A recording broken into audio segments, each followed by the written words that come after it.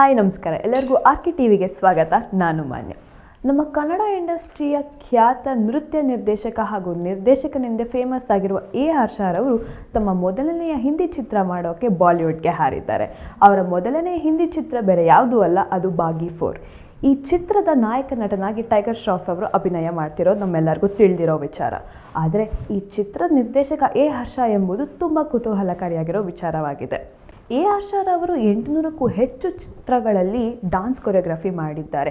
ಅಷ್ಟಲ್ಲದೆ 2007ರಲ್ಲಿ ತಾನು first director ಕ್ಯಾಪ್ನ ಧರಿಸಿದ್ದ ಚಿತ್ರದ ಹೆಸರೇ ಗೆಳೆಯ.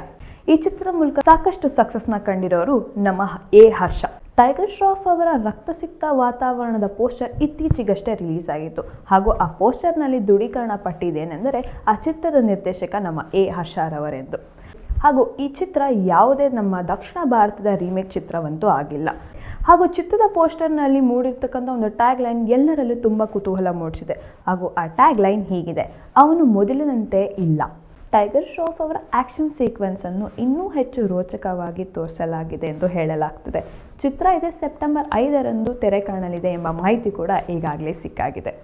ಇನ್ನೂ ಹೆಚ್ಚಿನ ಸಿನಿ ಅಪ್ಡೇಟ್ಸ್ಗೋಸ್ಕರ ನೋಡ್ತಾ ಇರಿ ಆರ್ಕೆ ಟಿವಿ ಕನ್ನಡ. ಧನ್ಯವಾದ.